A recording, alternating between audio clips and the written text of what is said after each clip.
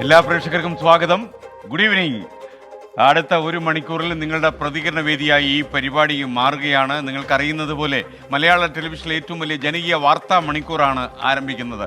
നിങ്ങളുടെ വിളികളും ശബ്ദങ്ങളും അതുപോലെ നിങ്ങളുടെ പ്രതികരണങ്ങളും സന്ദേശങ്ങളുമായിട്ട് അടുത്ത ഒരു മണിക്കൂറിൽ നമ്മൾ ഒന്നിച്ചുള്ള ഒരു യാത്ര നമ്മൾ തുടങ്ങട്ടെ.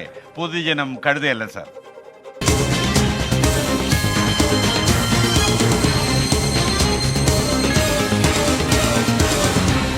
പൊതുജനം കഴുതയല്ല സാർ. നിങ്ങൾക്കറിയുന്നത് പോലെ നിങ്ങൾക്ക് ഈ പരിപാടിയിലേക്ക് വിളിക്കാനുള്ള നമ്പർ, ദൃശ്യങ്ങൾ അയക്കാനുള്ള നമ്പറൊക്കെ സ്ക്രീനിൽ തെളിയുകയാണ്. ഈ നമ്പറിലേക്ക് നിങ്ങൾ തീർച്ചയായിട്ടും ദൃശ്യങ്ങൾ അയച്ചു തരിക. അപ്പോൾ ദൃശ്യങ്ങളും അയക്കാനുള്ള വാട്സപ്പ് നമ്പറാണ് 6235968937. ഇപ്പോൾ സ്ക്രീനിൽ തെളിഞ്ഞിട്ടുണ്ട്. അതുപോലെ നിങ്ങൾക്ക് ഏതെങ്കിലും സമയത്ത് പരിപാടിയുടെ ഏതെങ്കിലും ഒരു മുനമ്പിൽ വെച്ച് ഏതെങ്കിലും ഒരു നാൽക്കവലയിൽ വെച്ച് എന്നോട് സംസാരിക്കണം എന്ന് തോന്നിയാൽ നിങ്ങൾ വിളിക്കുന്ന നമ്പറാണ് 0484283050 04842830 അതുപോലെ 24 ന്യൂസ് നിങ്ങൾക്ക് 24 യൂട്യൂബ് ചാനലിൽ ലോഗിൻ ചെയ്താൽ കമൻറ്റ് ബോക്സിൽ പോയി നിങ്ങൾക്ക് നിങ്ങളുടെ അഭിപ്രായങ്ങൾ അവിടെ അറിയിക്കാം. അപ്പോൾ നിങ്ങളുടെ സന്ദേശങ്ങൾ, വിളികൾ, നിങ്ങളുടെ പ്രതികരണങ്ങൾ ഒക്കെയായി അടുത്ത ഒരു മണിക്കൂർ നമ്മൾ ഒന്നിച്ച് പൊളിച്ചടുക്കി യാത്ര ചെയ്യുന്നു. അപ്പോൾ എല്ലാവർക്കും ഒരിക്കൽ കൂടി സ്വാഗതം. ഇന്ന് വന്ന ഏറ്റവും പ്രധാനപ്പെട്ട വാർത്ത എന്ന് പറഞ്ഞാൽ CPM-നെതിരെ ഉയർന്നു വന്ന ആരോപണങ്ങളിൽ അതിരൂക്ഷമായി പ്രതികരിച്ച CPI-യുടെ സംസ്ഥാന സെക്രട്ടറി ബിനോയ് വിശ്വം രംഗത്ത് വന്നു എന്നുള്ളതാണ്. കണ്ണൂരിൽ CPM വിട്ട് മനു തോമസ് പാർട്ടിയിൽ നിന്ന് പുറത്തു വന്നതിന് ശേഷം നടത്തിയ ആരോപണങ്ങൾ ഗൗരവതരമാണ് എന്ന രീതിയിലായിരുന്നു CPI-യുടെ പ്രസ്താവന വന്നത്. സമൂഹ മാധ്യമങ്ങളിൽ ഇടതുപക്ഷത്തിൻ്റെ രക്ഷകവേഷം കെട്ടുന്ന ആളുകൾ അധോലോകത്തിൻ്റെ കാര്യസ്ഥരാണ് എന്നാണ് ഇന്ന് ബിനോയ് വിശ്വം പറഞ്ഞു വെച്ചത്.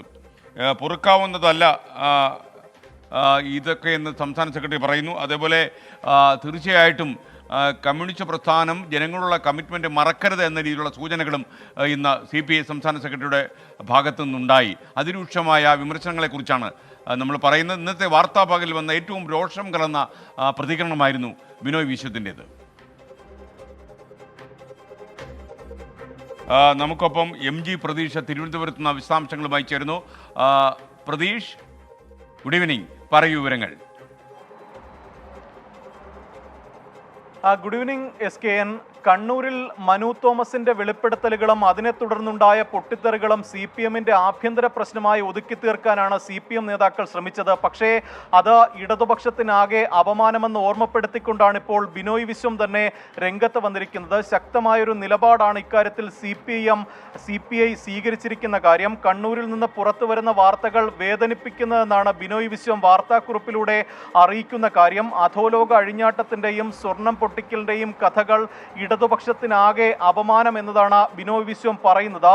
സമൂഹ മാധ്യമങ്ങളിൽ രക്ഷകവേഷം കെട്ടുന്നവർ അധോലോകത്തിന്റെ കാര്യസ്ഥരാണെന്നും പ്രസ്ഥാനത്തിനേറ്റ തിരിച്ചടികളിൽ ഇത്തരക്കാരുടെ പങ്ക് ചെറുതല്ല എന്നും, അല്ലെങ്കിൽ ഇത്തരക്കാർക്കും പങ്കുണ്ട് എന്നതാണ് ബിനോയ് വിശ്വത്തിന്റെ നിലപാട്. ഒപ്പം ഇടതുപക്ഷം പ്രഖ്യാപിത ലക്ഷ്യങ്ങളിൽ നിന്ന് മാറിപ്പോകുന്നു എന്ന് പരിശോധിക്കണമെന്നും ബിനോയ് വിശ്വം ഓർമ്മിപ്പിക്കുന്നു.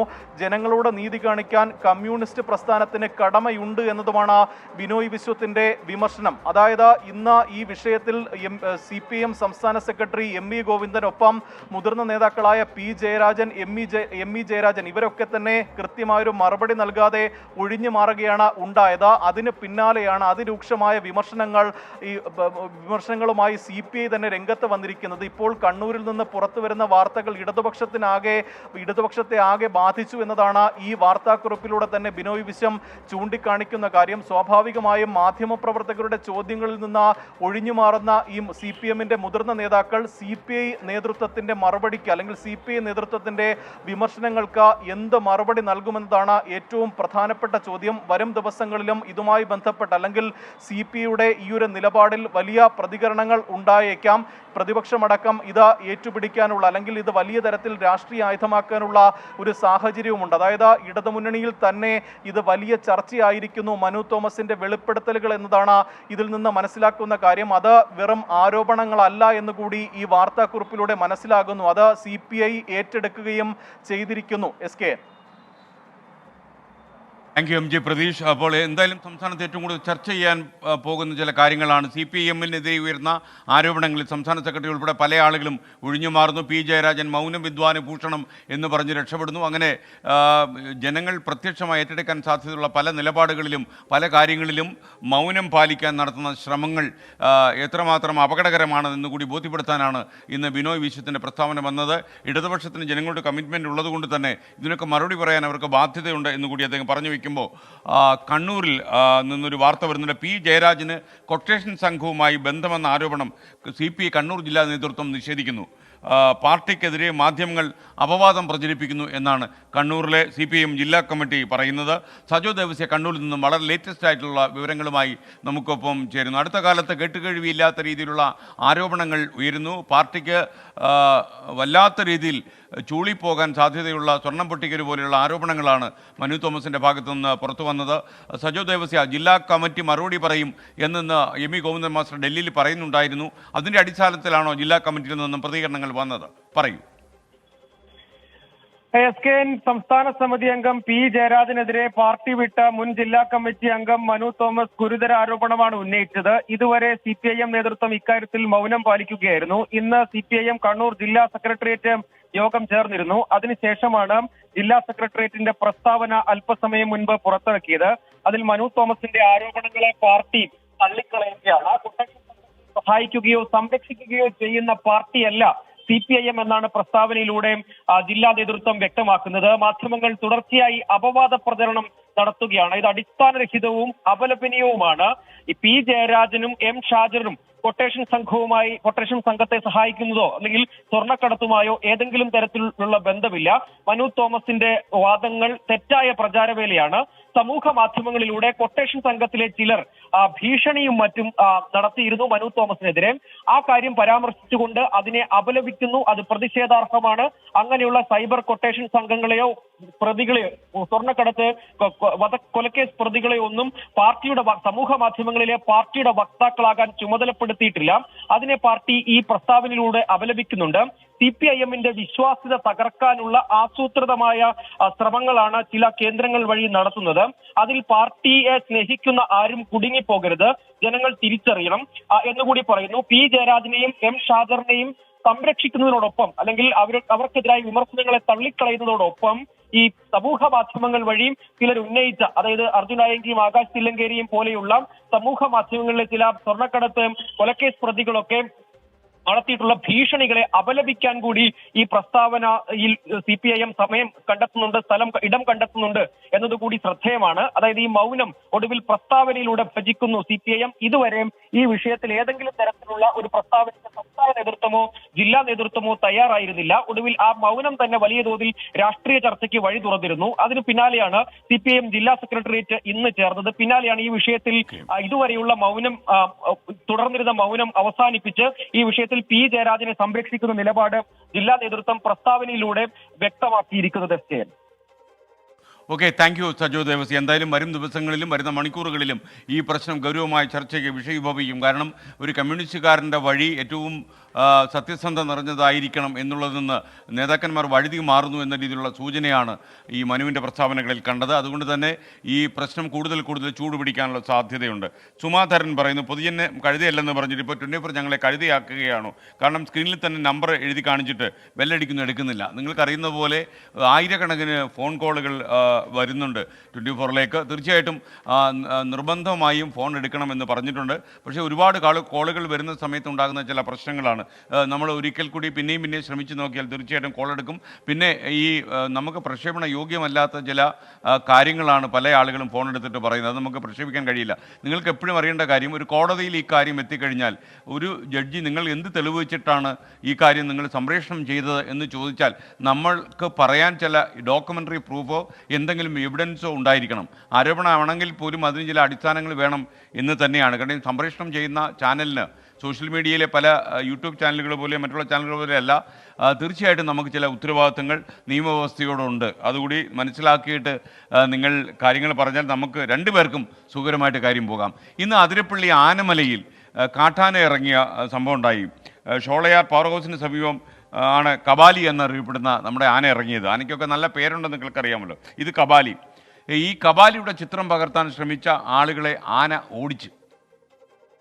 ഇപ്പോൾ കബാലിയുടെ ദൃശ്യമാണ് പ്രേക്ഷകരിപ്പോൾ കാണുന്നത് സ്ക്രീനിൽ. വണ്ടിയുടെ മുമ്പിൽ കബാലി കയറി നിൽക്കണം, റോഡിൽ കുറുകെ കബാലി നിൽക്കണം. അപ്പോൾ ഒരു പക്ഷേ നമ്മുടെ ഈ കാട്ടുമൃഗങ്ങളും കാട്ടാനകളും ഒക്കെ നാട്ടിലിറങ്ങാൻ തുടങ്ങിയതിന് ശേഷം ഈ റോഡ് മുടക്കി ആന നിൽക്കുന്നു ഇപ്പോൾ വാർത്തയില്ല. എന്തായാലും ആനമലയിൽ കണ്ട ദൃശ്യമാണ് പ്രേക്ഷകർ ഇപ്പോൾ കാണുന്നത്. സൂരജ് സജി നമുക്കൊപ്പം ചേരുന്നു. സൂരജ്, ഈ കബാലി പിന്നെ വല്ല പ്രശ്നം ഉണ്ടാക്കിയോ?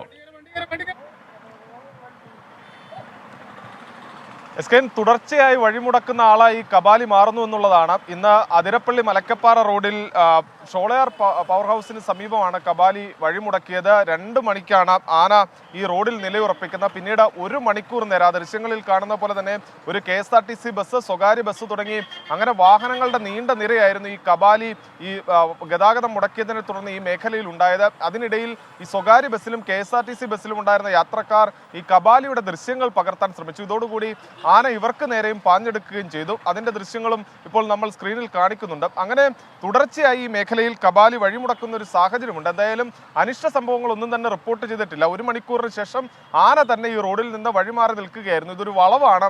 പെട്ടെന്ന് ഈ ബസ് തിരിഞ്ഞു വരുന്ന സമയത്താണ് ഈ കബാലി റോഡിൽ നിലയുറപ്പിച്ചിരിക്കുന്ന കണ്ടത്. പിന്നീട് ശബ്ദം ഹോൺ ഉൾപ്പെടെ മുഴക്കിയെങ്കിൽ പോലും ആന പിന്തിരിഞ്ഞില്ല. 1 മണിക്കൂർ നേരമാണ് ഇത്തരത്തിൽ ഇരു പാതയിൽ നിന്നുമുള്ള വാഹനങ്ങൾ ഈ കബാലി തടഞ്ഞിട്ടത്. പിന്നീട് ആന തന്നെ സ്വമേധയാ റോഡിൽ നിന്ന് മാറി ഗതാഗതം പുനഃസ്ഥാപിക്കപ്പെടുകയായിരുന്നു.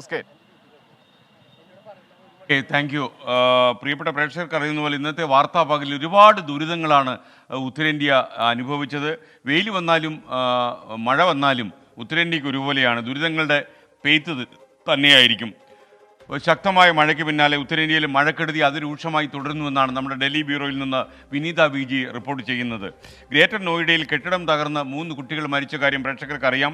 അതുപോലെ ഡൽഹിയിലെ വസന്ത് വിഹാറിൽ കെട്ടിടം തകർന്ന് വീണ് മരിച്ച 3 പേരുടെ മൃതദേഹങ്ങൾ കണ്ടെടുത്തു. അവരെ യഥാർത്ഥത്തിൽ മണിക്കൂറുകൾ 10, 18, 20 മണിക്കൂർ നീണ്ടുപോയ രക്ഷാപ്രവർത്തനത്തിനിടയിൽ ആരെയെങ്കിലും രക്ഷിക്കാൻ കഴിയുമെന്ന പ്രതീക്ഷയിലായിരുന്നു രക്ഷാ ഏജൻസികൾ. പക്ഷേ അതൊക്കെ താറുമാറായി 3 പേരും മരണത്തിന് കീഴടങ്ങി. ഹിമാചൽ പ്രദേശിലെ ഷിംലയിലുണ്ടായ മണ്ണിടിച്ചിലിൽ ഒരുപാട് വാഹനങ്ങൾ മണ്ണിലടിയിൽ പെട്ടുപോയി എന്ന വാർത്തയുണ്ട്. ശക്തമായ മഴയിൽ ഗുജറാത്ത് രാജ്കോട്ടിലെ വിമാനത്താവളത്തിൻ്റെ മേൽക്കൂരയും തകർന്നു വീണു. അങ്ങനെ കുറേ അധികം വാർത്തകളും ദുരന്തങ്ങളും ഒക്കെ ഉണ്ടായ ഒരു പകലാണ് കടന്നുപോകുന്നത്. വിനീത VG തയ്യാറാക്കിയ റിപ്പോർട്ട്. ഉത്തരേന്ത്യയിൽ പലയിടങ്ങളിലും മഴക്കെടുതികൾ റിപ്പോർട്ട് ചെയ്തിട്ടുണ്ട്. ഗ്രേറ്റർ നോയിഡയിൽ കനത്ത മഴയിൽ കെട്ടിടം തകർന്നു വീണ 3 കുട്ടികൾക്ക് ദാരുണാന്ത്യം സംഭവിച്ചു. കെട്ടിടത്തിനകത്ത് കളിച്ചുകൊണ്ടിരുന്ന കുട്ടികളാണ് അപകടത്തിൽപ്പെട്ടത്.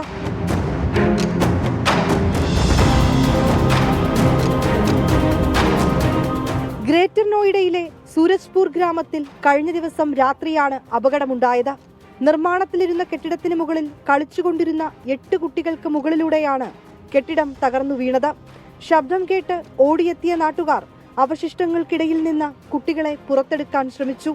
തൊട്ടു പിന്നാലെ എത്തിയ പോലീസ് സംഘവും രക്ഷാപ്രവർത്തനത്തിന്റെ ഭാഗമായി. 3 കുട്ടികൾക്ക് ജീവൻ നഷ്ടമായി. പരിക്കേറ്റ 5 കുട്ടികളിൽ ഒരാളുടെ നില ഗുരുതരമാണെന്ന് ഗ്രാമവാസികൾ പ്രതികരിച്ചു. അശാസ്ത്രീയമായ നിർമ്മാണമാണ് കെട്ടിടം തകർന്നു വീഴാൻ ഇടയാക്കിയതെന്നും ആരോപണമുണ്ട്. यानी कि जो फिर प्रशासन भी जो है थोड़ा समय के बाद में जैसे ही कॉल करी तो प्रशासन भी आ गया है. तो उस टाइम पे जब प्रशासन आया था जो बच्चों को निकाल दिया गया था, हॉस्पिटल भेज दिया गया. और उसके बाद में जो है प्रशासन भी फिर काफ़ी ज़ोर शोर से जो सभी आए. और ये क्या नाम है, गांव वाले भी काफ़ी रहे. जो आसपास के जो गांव थे उनमें से भी जिसको भी मालूम पड़ता रहा वो करीब सभी आते रहे. 25 മണിക്കൂർ നീണ്ടുനിന്ന തെരച്ചിലിനൊടുവിലാണ് തൊഴിലാളികളുടെ മൃതദേഹം പുറത്തെടുത്തത്. ബീഹാർ, മധ്യപ്രദേശ് സ്വദേശികളാണ് മരിച്ചത്. നിർമ്മാണത്തിലിരുന്ന കെട്ടിടത്തിന് സമീപം കുടിൽ കെട്ടിയാണ് ഇവർ താമസിച്ചിരുന്നത്. കഴിഞ്ഞ ദിവസമുണ്ടായ ശക്തമായ മഴയിലാണ് കെട്ടിടം തകർന്നു വീണത്. അപകടത്തിൽപ്പെട്ടവർക്ക് നഷ്ടപരിഹാരം ഉറപ്പാക്കണമെന്നും ബന്ധുക്കൾ ആവശ്യപ്പെട്ടിട്ടുണ്ട്. ഷിംലയിൽ മണ്ണിടിച്ചിലുണ്ടായി. നിരവധി വാഹനങ്ങൾ മണ്ണിനടിയിലായി.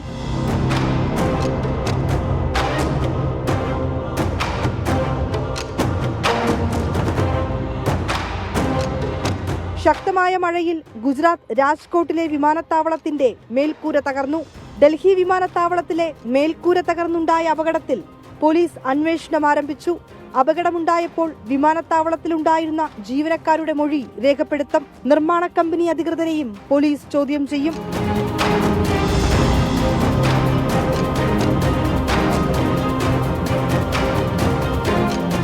ഉത്തരേന്ത്യയിൽ മഴ കനക്കുമെന്നാണ് കേന്ദ്ര കാലാവസ്ഥാ നിരീക്ഷണ കേന്ദ്രത്തിന്റെ അറിയിപ്പ്.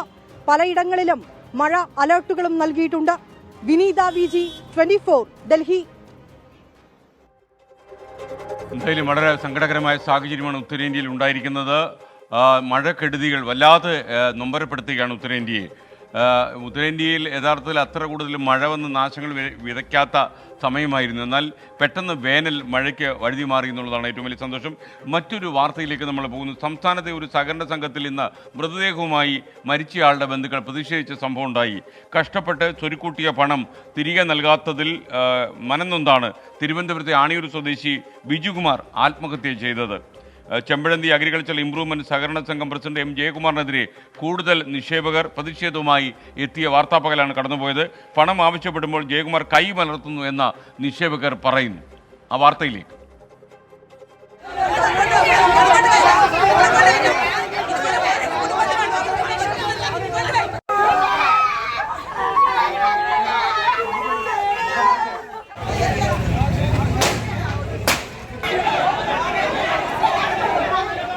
ബാധ്യതകൾക്കിടെ കുറച്ചെങ്കിലും ആശ്വാസമാകുമായിരുന്ന താൻ അധ്വാനിച്ചുണ്ടാക്കിയ പണമാണ് ബിജുകുമാർ ബാങ്കിനോട് ആവശ്യപ്പെട്ടത്. പക്ഷേ മാസങ്ങളായി പിന്നെ തരാമെന്ന് പറയുന്ന സ്ഥിരം മറുപടിയാണ് ബാങ്ക് പ്രസിഡന്റും കോൺഗ്രസ് നേതാവുമായ അണിയൂർ എം ജയകുമാറിന്റെ ഭാഗത്തു നിന്നുണ്ടായത്. തീരെ സഹികെട്ടതോടെയാണ് ജീവിതം അവസാനിപ്പിക്കാനായി പിക്കപ്പ് ഡ്രൈവറായ ബിജുകുമാർ തീരുമാനിച്ചത്. 2.5 ലക്ഷം രൂപയാണ് മരിച്ച ബിജുകുമാറിന് ബാങ്ക് നൽകാനുള്ളത്. മാസങ്ങളായി പണം ആവശ്യപ്പെട്ട ബാങ്ക് പ്രസിഡന്റും കോൺഗ്രസ് നേതാവുമായ അണിയൂർ എം ജയകുമാറിനെ സമീപിക്കുന്നുണ്ടായിരുന്നു. പക്ഷേ പല കാരണങ്ങൾ പറഞ്ഞ് പണം നൽകിയില്ല. തുടർന്ന് ഇന്ന് പുലർച്ചെയാണ് ബിജുകുമാർ ആത്മഹത്യ ചെയ്തത്. ബാങ്ക് പ്രസിഡന്റ് ജയകുമാറാണ് മരണത്തിന് ഉത്തരവാദിയെന്ന് ബിജുകുമാർ ആത്മഹത്യാക്കുറിപ്പിൽ എഴുതി. തുടർന്ന് ബന്ധുക്കളും നാട്ടുകാരും മൃതദേഹവുമായി ബാങ്കിന് മുന്നിൽ പ്രതിഷേധിച്ചു.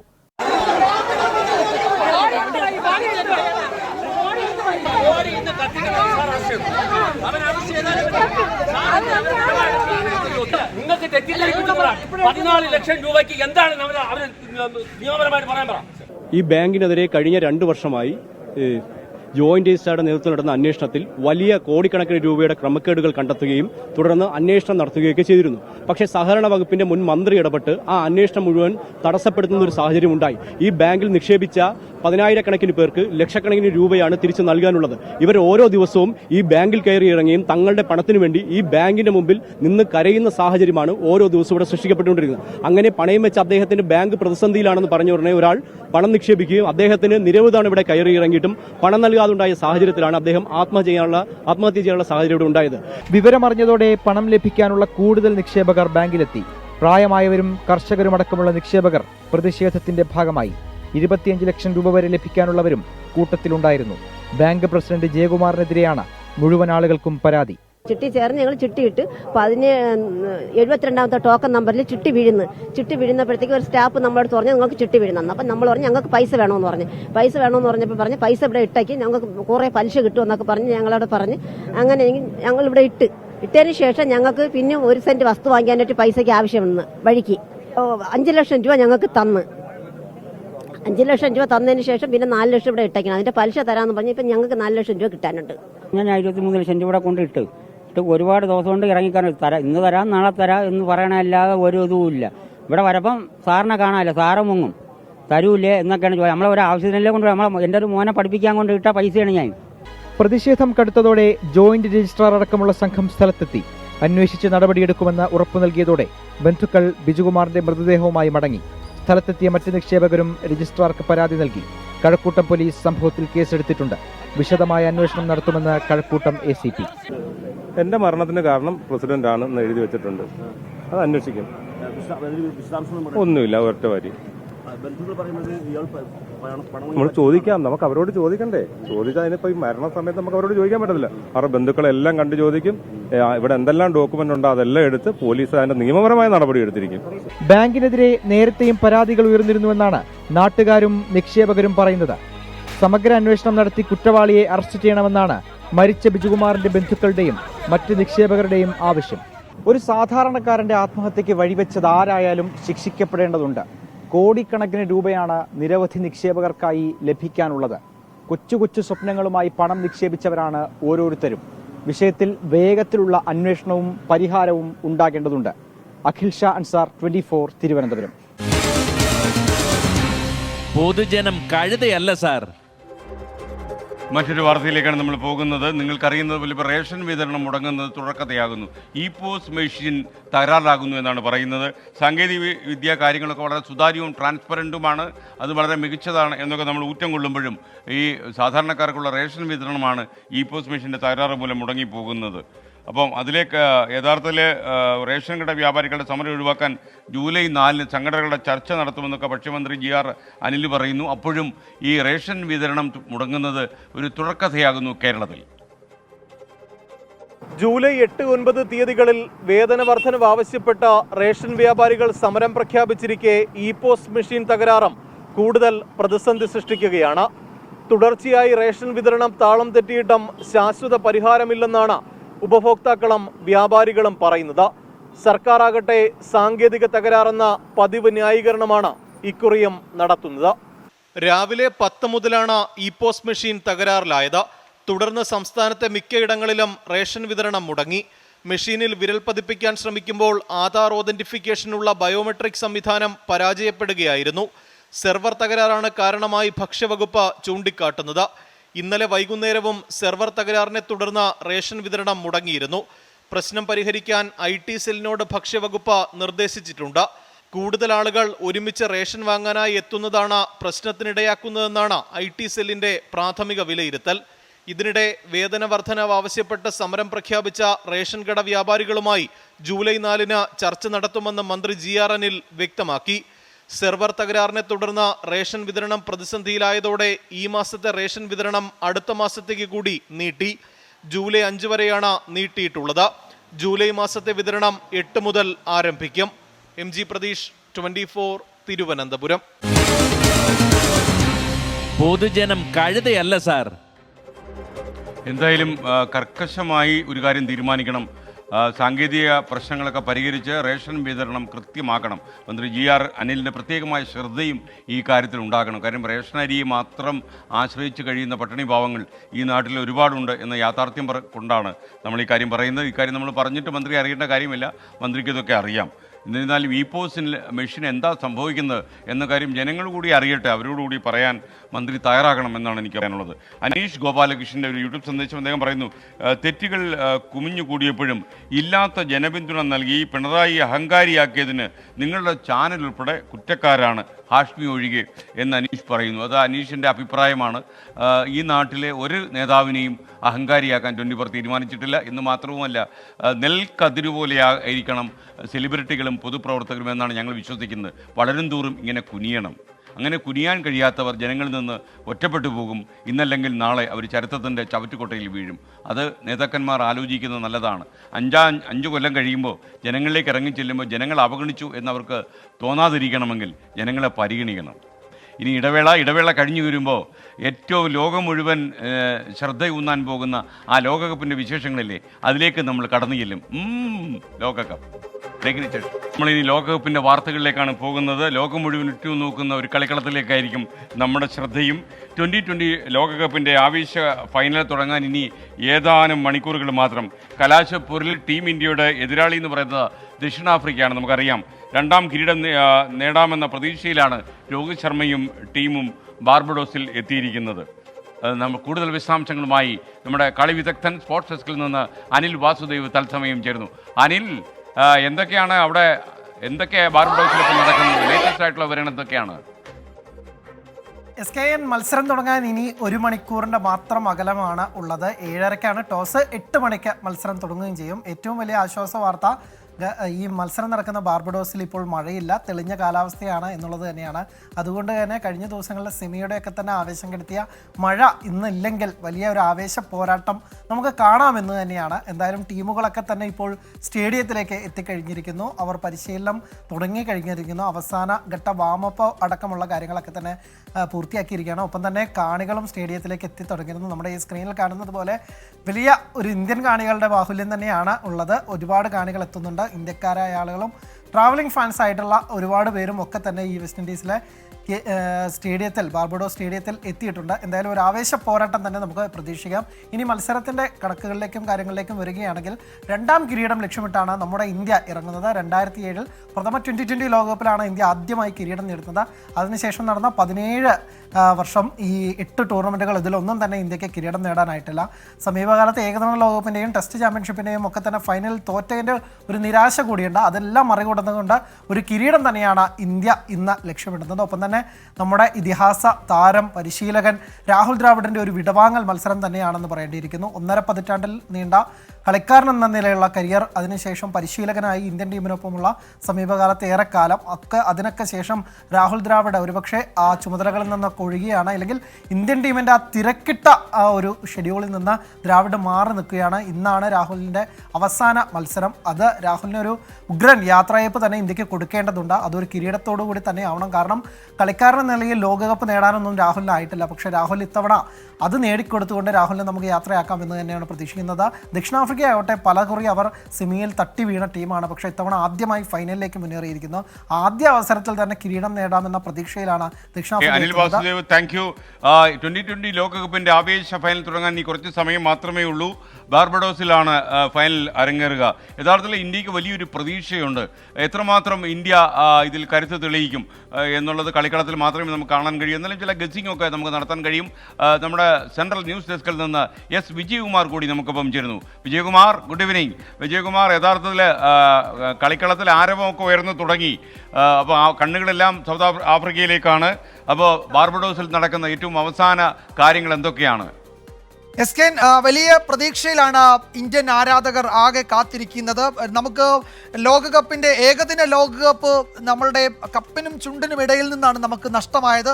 ആ മത്സരം റിപ്പോർട്ട് ചെയ്യാൻ അന്ന് അഹമ്മദാബാദിലെ നരേന്ദ്രമോദി സ്റ്റേഡിയത്തിൽ പോയ ആ ഓർമ്മ ഇപ്പോഴും പങ്കുവയ്ക്കുകയായിരുന്നു. കാരണം നമ്മൾ ഫൈനലിൽ ജയിക്കുമെന്ന പ്രതീക്ഷയോടെ മുഴുവൻ മത്സരങ്ങളും ജയിച്ച് ഇന്ത്യ അന്ന് ഫൈനലിലെത്തുകയും ഗ്രൂപ്പ് ഘട്ടത്തിൽ ഓസ്ട്രേലിയയെ നമ്മൾ തോൽപ്പിച്ചാണ് ഫൈനലിൽ വന്നത്. പക്ഷേ കപ്പ് നമുക്ക് നഷ്ടപ്പെട്ടു. ഓസ്ട്രേലിയ നമ്മളെ തോൽപ്പിച്ചു. വലിയ നിരാശയോടെ ലക്ഷക്കണക്കിന് ഏതാണ്ട് 1,30,000-ഓളം കാണികൾ വലിയ ക്രിക്കറ്റ് സ്റ്റേഡിയത്തിൽ നിന്ന് കണ്ണ് കലങ്ങി ഇറങ്ങിപ്പോകുന്ന കാഴ്ച നമ്മളുടെ മനസ്സിൽ ഇപ്പോഴുമുണ്ട്. അപ്പോൾ അതിന് ഒരു മാറ്റം, വളരെ സന്തോഷത്തോടെ രോഹിത് ശർമ്മയും കൂട്ടരും ആ കപ്പുമായി തിരികെ ഇന്ത്യയിലേക്ക് വരുന്നു. അത് കാണാൻ വേണ്ടി ലക്ഷക്കണക്കിന് അല്ലെ കോടിക്കണക്കിന് ക്രിക്കറ്റ് ആരാധകർ, ഇന്ത്യൻ ക്രിക്കറ്റിനെ സ്നേഹിക്കുന്നവർ ഇങ്ങനെ കാത്തിരിക്കുകയാണ്. നമ്മളും യഥാർത്ഥത്തിൽ ടീം ഇന്ത്യ വിജയിച്ചു വരട്ടെ എന്ന പ്രതീക്ഷയിൽ, ആശംസയിൽ തന്നെയാണുള്ളത്. അന്ന് അഹമ്മദാബാദിൽ ആദ്യം പാകിസ്ഥാനെ തോൽപ്പിച്ച മത്സരമാണ് നമ്മൾ റിപ്പോർട്ട് ചെയ്യാൻ പോയത്. അത് അതിഗംഭീരമായി ഇന്ത്യ കളിക്കുകയും പാകിസ്ഥാനെ പരാജയപ്പെടുത്തുകയും ആധികാരികമായ വിജയം അന്ന് ടീം ഇന്ത്യ നേടുകയും ചെയ്തു. ആ ഏകദിന ലോകകപ്പ് ആകെ നമ്മൾ പരിശോധിച്ചാൽ രോഹിത്തിൻ്റെ നേതൃത്വത്തിൽ ടീം ഇന്ത്യ നടത്തിയത് വലിയ ഒരു അശ്വമേധം തന്നെയാണ്. മുഴുവൻ മത്സരങ്ങളും നമ്മൾ ആധികാരികമായി തന്നെയാണ് ജയിച്ചത്. പക്ഷേ ഫൈനലിൽ വരുമ്പോൾ നമുക്ക് കാലിടറുന്നു എന്നത് പലപ്പോഴും നമ്മളുടെ ഒരു നിർഭാഗ്യമാണ്. ഇപ്പോൾ 2020 ലോകകപ്പിൽ നമ്മൾ കളിക്കുന്നു. അതിന് തൊട്ടു മുമ്പ് ഏകദിന ലോകകപ്പിൽ നമ്മൾ പരാജയപ്പെട്ടു. ടെസ്റ്റ് വേൾഡ് കപ്പിൽ നമ്മൾ പരാജയപ്പെട്ടു. അങ്ങനെ 2 ലോക കിരീടങ്ങൾ നമുക്ക് ഫൈനലിലെത്തി മിസ്സായ ഒരു ദൗർഭാഗ്യം നമ്മളുടെ മുന്നിലുണ്ട്. അതിനൊക്കെ മാറ്റം വരുത്തുമെന്ന പ്രതീക്ഷയിലാണ് ടീം ഇന്ത്യ ഇറങ്ങുന്നത്. യഥാർത്ഥത്തിൽ രോഹിത് ശർമ്മയുടെ നേതൃത്വത്തിൽ ഈ 2020 വേൾഡ് കപ്പ് ഇന്ത്യ കൊണ്ടുവരുമെന്ന ഉറച്ച പ്രതീക്ഷയിൽ തന്നെയാണ് ആരാധകരുള്ളത്. അന്ന് എന്നോടൊപ്പം അഹമ്മദാബാദിലെ മത്സരം റിപ്പോർട്ട് ചെയ്യാൻ രഞ്ജുവും ഉണ്ടായിരുന്നു. ഒരുപക്ഷെ ഒരുമിച്ച് ഞങ്ങൾ വളരെ സങ്കടത്തോടെ തിരിച്ചു പോകുന്ന ഒരു കാര്യം ഞങ്ങൾ അല്പസമയം ഓർക്കുകയായിരുന്നു. രഞ്ജു, ആ ദൗർഭാഗ്യം ഇത്തവണ ടീം ഇന്ത്യയെ ബാധിക്കില്ലെന്ന് നമുക്ക് ഉറച്ചു വിശ്വസിക്കാം അല്ലേ? എന്നാൽ 1 മണിക്കൂർ കഷ്ടിച്ചേ ഉള്ളൂ മത്സരം തുടങ്ങാൻ. അഹമ്മദാബാദിൽ നമുക്ക് അക്ഷരാർത്ഥത്തിലൊരു ഷോക്കാണ് സംഭവിച്ചത്. നമുക്ക് വലിയ ആത്മവിശ്വാസം ഉണ്ടായിരുന്നു. ഇന്നും ആത്മവിശ്വാസമുണ്ട്. പക്ഷേ അത് നമ്മൾ അങ്ങനെ കാണിക്കുന്നില്ല, അങ്ങ് പുറത്ത് കാണിക്കുന്നില്ല. ഇന്ത്യ ടീം ജയിക്കുന്നതിനാണ് വിശ്വാസം. മികച്ച മത്സരം ഉണ്ടാവും. ദക്ഷിണാഫ്രിക്ക അവരുടെ ഏറ്റവും പ്രധാനപ്പെട്ട പ്രശ്നം എന്ന് പറയുന്നത് ഒരു സെമി ഫൈനലിൽ ചിലപ്പം അങ്ങ് കത്തി കയറും അവർ, ചിലപ്പോൾ അവർ ഡൗൺ ആവും. ഇന്ന് അവർ എന്താണെന്നുള്ളത് നമുക്കൊരു ആദ്യത്തെ 5 ഓവറിൽ തന്നെ കളിയുടെ ഗതി മനസ്സിലാക്കാൻ പറ്റും. ടോസ് എന്തായാലും 2 ടീമിന് ഈക്വൽ ചാൻസാണുള്ളത്. പക്ഷേ കഴിഞ്ഞ വട്ടം ധർമ്മശാലയിൽ നമ്മൾ വലിയ വിഷമമുണ്ടായി. ഇത്തവണ അത് തിരുത്തും എന്ന് പ്രതീക്ഷിക്കുന്നു. അത് തന്നെയാണ് SK. ഇപ്പോൾ രോഹിത് ശർമ്മ അല്ലെ വിരാട് കോഹ്ലി അവരൊക്കെ അവരുടെ 2020 കരിയർ ഏതാണ്ട് ഏറെക്കുറെ അവസാനിപ്പിക്കുകയാണ്. അതിൻ്റെയൊക്കെ അവസാന ലാപ്പിൽ അവർ കളിക്കുകയാണ്. അപ്പോൾ ഇനി ഒരു 2020 വേൾഡ് കപ്പിൽ അവരൊന്നും ഇന്ത്യയെ നയിക്കാൻ ഉണ്ടാവില്ല. രാഹുൽ ദ്രാവിഡിനെ സംബന്ധിച്ച് ഇന്ത്യയുടെ പരിശീലക സ്ഥാനത്ത് നിന്ന് അദ്ദേഹം വിരമിക്കാൻ ഒരുങ്ങുന്നു. അപ്പോൾ ഇവരെയൊക്കെ സംബന്ധിച്ച് ഇന്ത്യയുടെ ഷെൽഫിൽ ഒരു ലോക കിരീടം എന്നത് അവരുടെ ആഗ്രഹമാണ്, അല്ലെങ്കിൽ അവരുടെ ഒരു പ്രതീക്ഷയും ഒക്കെയാണ്. അതിന് സജ്ജമായ ടീമാണുള്ളത്. കാര്യങ്ങളൊക്കെ നമുക്ക് അനുകൂലമാകും. കപ്പുമായി ടീം ഇന്ത്യ മടങ്ങി വരും. അങ്ങനെ വിശ്വവിജയിയാകും ഇന്ത്യൻ ക്രിക്കറ്റ് എന്ന് നമ്മൾ ഈ ഘട്ടത്തിൽ പ്രതീക്ഷിക്കുകയാണ്. അങ്ങനെ ഒരു ആത്മവിശ്വാസത്തോടെ വലിയ പ്രതീക്ഷയോടെ ടീം ഇന്ത്യക്ക് എല്ലാ ആശംസകളും അർപ്പിച്ച് ക്രിക്കറ്റ് ആരാധകർ, കോടിക്കണക്കിന് ഇന്ത്യൻ ക്രിക്കറ്റ് ആരാധകരെ പോലെ ഞങ്ങളും കാത്തിരിക്കുകയാണ്. Okay, thank you S Vijayakumar. Central news ഡെസ്കിൽ നിന്നാണ് വിജയകുമാർ കൊച്ചിയിൽ നിന്ന് നമുക്കൊപ്പം ചേർന്നത്. കോഴിക്കോടേക്കാണ് നടക്കാവിൽ ടർഫിൽ നമ്മുടെ അഭിജിത്ത് മുഴക്കുന്നുണ്ട്. നിങ്ങൾക്കറിയുന്ന ലോകമെമ്പാടുമുള്ള ക്രിക്കറ്റ് ആരാധകർ എന്താണ് സംഭവിക്കുന്നറിയാൻ കാത്തു നിൽക്കുകയാണ്. ഒരുപക്ഷെ മലയാളി സമൂഹം മുഴുവൻ ഇന്ന് ഈ സൗത്ത് ആഫ്രിക്കയിൽ നടക്കുന്ന ഈ 2020 ലോകകപ്പിൻ്റെ ആവേശത്തിലാണ്. ഈ നടക്കാവിലെ ആളുകളും വ്യത്യസ്തമല്ല. ഞാൻ അഭിജിത്തിലേക്ക് പോകുന്നു. അഭിജിത്ത്, ഈ ടർഫിനുള്ളിൽ എന്താണിപ്പോൾ നടക്കുന്നത്? അവരും ക്രിക്കറ്റ് ആവേശത്തിലാണോ?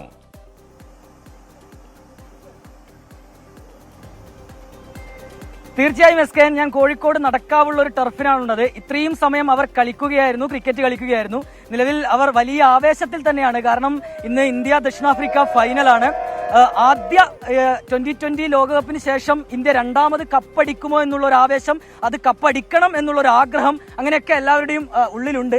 എങ്ങനെയാണ് ചേട്ടാ, നമ്മൾ ദക്ഷിണാഫ്രിക്കയാണ് നേരിടുന്നത്, അവർ ശക്തമായ ടീമാണ്. എന്താണ് നിങ്ങളുടെ ഒരു പ്രതീക്ഷ? എന്തായാലും ഇന്ത്യ ജയിച്ചിരിക്കും. കഴിഞ്ഞ പ്രാവശ്യം വഴുതി പോയ കപ്പാണ് ഇപ്രാവശ്യം അടിച്ചിരിക്കും. എങ്ങനെയാണ് നമ്മളിപ്പോ ഇത്തവണ വലിയൊരു താരനിര ഇന്ത്യക്കുണ്ട്. കോഹ്ലിയുണ്ട്, രോഹിത് ശർമ്മയുണ്ട്, അങ്ങനെ വലിയൊരു താരനിരയുണ്ട്. പക്ഷേ കോഹ്ലി ഇത്തവണ അല്പം നിറം മങ്ങിയിരുന്നു. പക്ഷേ രോഹിത് ശർമ്മ നന്നായി കളിക്കുന്നുണ്ട്. അപ്പോൾ നമ്മുടെ ബോളിംഗ് ഡിപ്പാർട്ട്മെന്റ് അടിപൊളിയാണ്. എങ്ങനെയാണ് നമ്മൾ ഇത്തവണത്തെ ഈ പ്രാവശ്യം, അതായത് സൗത്ത് ആഫ്രിക്കയെ നേരിടുമ്പോൾ ഫൈനലിൽ എങ്ങനെയായിരിക്കും? നല്ലൊരു ബാലൻസ്ഡ് ടീമാണ് ഇന്ത്യയുടേത്. കാരണം കോഹ്ലി ഫോമിൽ അല്ലാത്തത് കൊണ്ട് തന്നെ ബാക്കിയുള്ള എല്ലാവരും നന്നായി അവരുടെ റോളുകളെല്ലാം നന്നായി കളിച്ചുകൊണ്ട് പോകുന്നുണ്ട്. പിന്നെ ഏറ്റവും നല്ലൊരു ബോളിംഗ് നിരയാണ് ഇപ്പോൾ ഇന്ത്യക്കുള്ളത്. അത് ബുംറയും ബാക്കിയുള്ള ആൾക്കാരോട് നന്നായി ചെയ്യുന്നുണ്ട്. അപ്പോൾ അതുകൊണ്ട് തീർച്ചയായും ഇന്ത്യ പ്രാവശ്യം കപ്പടിച്ചിരിക്കും.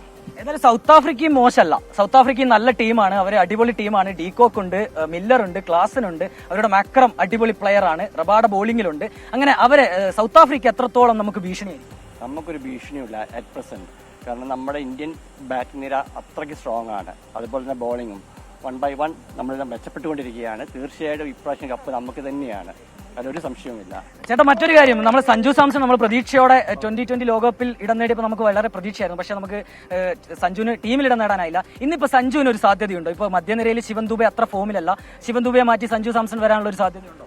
വിന്നിംഗ് കോമ്പിനേഷൻ മാറ്റാനുള്ള സാധ്യതയില്ല. പക്ഷെ സഞ്ജു കളിക്കാത്തതിൽ അതിയായ വിഷമമുണ്ട്. പക്ഷെ കപ്പ് ഇന്ത്യക്ക് തന്നെ. കപ്പ് ഇന്ത്യക്ക് തന്നെ ഉറപ്പായി. എല്ലാവരും അങ്ങനെയല്ലേ? കപ്പ് ഇന്ത്യക്ക് തന്നെ. അതെ, ഇവിടെ എല്ലാവരും ഇന്ത്യ കപ്പടിക്കുമെന്നുള്ള ഒരു പ്രതീക്ഷയിലാണ്, ആവേശത്തിലാണ്, ആഹ്ലാദത്തിലാണ്. മണിക്കൂറുകൾ, മിനിറ്റുകൾ മാത്രമാണ് ബാക്കി. ആ ഒരു കളി കാണാനുള്ള ആവേശത്തിലാണ് എല്ലാവരും. Thank you. അഭിജിത്ത് മുഴക്കുന്നാണ് വിവരങ്ങളുമായി നമുക്കൊപ്പം ചേർന്നത്. ഇനി നമ്മൾ കലൂരിലെ കറുകപ്പള്ളിയിലേക്കൊന്ന് പോവുകയാണ്. കലൂരിൽ യെമിൻ ജോസ് ഉണ്ട്. അവിടെ ഈ ക്രിക്കറ്റ് ആവേശം 2020 ക്രിക്കറ്റ് ആവേശം മുഴുവൻ പകർന്നു കൊടുക്കാൻ വേണ്ടി വലിയൊരു സ്ക്രീനൊക്കെ അവിടെ പ്രൊവൈഡ് ചെയ്തിട്ടുണ്ട്. അത് കാണാൻ ആവേശം കൊണ്ട് ക്രിക്കറ്റ് ആരാധകർ എത്തിയിട്ടുമുണ്ട്. യെമിൻ ജോസ്, എന്താണ് അവിടെ സംഭവിക്കുന്നത്? പറയൂ.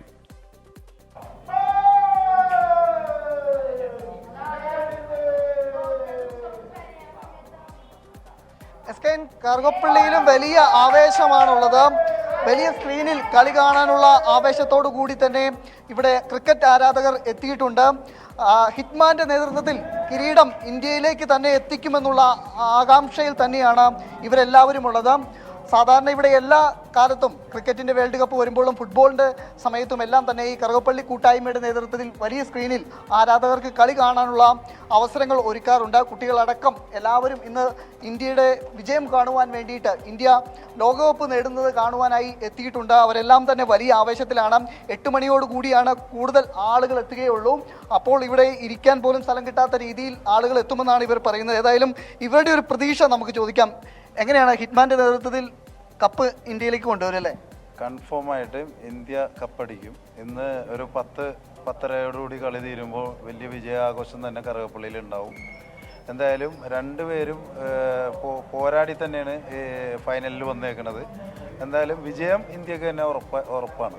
നമ്മുടെ ഒരു തുറുപ്പ് ചീട്ട് ആരായിരിക്കും? നമ്മുടെ തുറുപ്പ് ചീട്ട് രോഹിത് ശർമ്മ, അങ്ങനെ പിന്നെ വിരാട് കോഹ്ലി, അതാണ് മെയിൻ. കോഹ്ലി ഇത്രയും ദിവസം ഈ കളികളിൽ ചെറിയ മോശം ഫോമിലാണ്. എന്നാലും നന്നായിട്ട് ഇത് ഒരു നല്ല അവസരമായിട്ട് തന്നെ കണ്ട് നന്നായിട്ട് കളിക്കുമെന്ന് ഒരു പ്രതീക്ഷയാണ് നമുക്ക് എല്ലാവർക്കും ഉള്ളത്. ദക്ഷിണാഫ്രിക്കയുടെ ബോളിംഗ് ഒരു അല്പം ശക്തമാണ്. നമുക്ക് എന്തെങ്കിലും ഭയപ്പെടേണ്ടതുണ്ടോ? ഒരു ഭയപ്പെടലൊന്നുമില്ല. ശക്തമായാലാണല്ലോ നല്ലത് നമുക്ക് നേരിടാനായിട്ട്. വളരെ പ്രധാനപ്പെട്ട ഒരു വാർത്ത ഡൽഹിയിൽ നിന്ന് വരുന്നു. കനത്ത മഴയിൽ ഗംഗാ നദി കരകവിഞ്ഞൊഴുകുകയാണ്. ഹരിദ്വാറിൽ മിന്നൽ പ്രളയം, പല വാഹനങ്ങളും ഒലിച്ചുപോയി. വളരെ അപകടകരമായ വാർത്തയാണ് വരുന്നത്. ജലനിരപ്പ് ഇനി ഉയരുമെന്ന് മുന്നറിയിപ്പ്. നദിയിലേക്ക് ആരും ഇറങ്ങാൻ പാടില്ല എന്ന സൂചന വരുന്നു. വിനീത വിജി ടെലിഫോണിലുണ്ട് ഡൽഹിയിൽ നിന്ന്. വിനീത, എന്തൊക്കെയാണ് ഇപ്പോൾ വരുന്ന വാഹനങ്ങൾ? ഒട്ടേറെ വാഹനങ്ങൾ ഒഴുകിപ്പോയി എന്ന വാർത്ത വരുന്നുണ്ടല്ലോ, വിശദാംശങ്ങൾ എന്തൊക്കെയാണ്? തീർച്ചയായും SKN, ഇന്ന് രാവിലെ മുതൽ തന്നെ കേന്ദ്ര കാലാവസ്ഥാ വകുപ്പിന്റെ മുന്നറിയിപ്പുണ്ടായിരുന്നു. ഉത്തരേന്ത്യൻ സംസ്ഥാനങ്ങളൊക്കെ തന്നെ മഴ കനക്കുമെന്നായിരുന്നു മുന്നറിയിപ്പ്. ഈ ഉത്തരാഖണ്ഡിൽ രാവിലെ മുതൽ തന്നെ മഴ തുടർച്ചയായി തന്നെ പെയ്യുന്നുണ്ടായിരുന്നു. ഈ മഴ ശക്തമായതിനെ തുടർന്നാണ് ഇപ്പോൾ ഹരിദ്വാറിൽ വെള്ളപ്പൊക്കം ഉണ്ടായിരിക്കുന്നത്, മിന്നൽ പ്രളയം ഉണ്ടായിരിക്കുന്നത്. ഒട്ടേറെ വാഹനങ്ങൾ ഈ വെള്ളക്കെട്ടിൽ ഒഴുകിപ്പോയിട്ടുണ്ട്. പാർക്ക് ചെയ്തിരുന്ന കാറുകളടക്കം വെള്ളത്തിൽ ഒഴുകിപ്പോകുന്നത് നമുക്ക് ആ ദൃശ്യങ്ങളിൽ തന്നെ കാണാൻ കഴിയുന്നുണ്ട്. നദിയിൽ ഇറങ്ങരുതെന്ന് ജനങ്ങൾക്ക് നിർദ്ദേശം നൽകിയിട്ടുണ്ട്. ഗംഗാ നദി കര കവിഞ്ഞ് ഒഴുകുകയാണ്. ഇതാണ് വെള്ളപ്പൊക്കത്തിന് കാരണമെന്നാണ് അറിയാൻ കഴിയുന്നത്. ഒപ്പം തന്നെ അവിടെയുള്ള പ്രാദേശികമായിട്ടുള്ള ആളുകൾ അവരുടേതായിട്ടുള്ള ചില പരാതികളൊക്കെ തന്നെ പറയുന്നു. കൃത്യമായിട്ടുള്ള ഡ്രെയിനേജ് സംവിധാനം ഇല്ലാത്തതൊക്കെ നഗരത്തിലെ പല മേഖലകളിലും വെള്ളക്കെട്ടുണ്ടാകാൻ ഇടയാക്കിയെന്നൊക്കെയാണ് അവിടുത്തെ പ്രദേശവാസികൾ പറയുന്നത്. പക്ഷെ പ്രധാനമായും നമുക്കിപ്പോൾ അറിയാൻ കഴിയുന്നത് ഈ ഗംഗാ നദി കര കവിഞ്ഞ് ഒഴുകുന്നതാണ് ഈ ഒരു വെള്ളപ്പൊക്കത്തിലേക്ക് ഉൾപ്പെടെ കാര്യങ്ങൾ എത്തിച്ചിരിക്കുന്നത്. നദീതീരത്ത് താമസിക്കുന്ന ആളുകൾ ജാഗ്രത പാലിക്കണമെന്ന നിർദ്ദേശം നൽകിയിട്ടുണ്ട്. ആവശ്യങ്ങൾക്ക് മറ്റുമായി നദിയിലേക്ക് ഇറങ്ങരുതെന്നും നിർദ്ദേശമുണ്ട്. കാരണം മഴ ഇങ്ങനെ ശക്തമായി തുടരുന്നതിനാൽ ഏത് സാഹചര്യത്തിലേക്കും ഈ കൂടുതൽ ജലനിരപ്പ് ഉയർന്നേക്കാമെന്നാണ് ഇപ്പോൾ മുന്നറിയിപ്പുള്ളത്.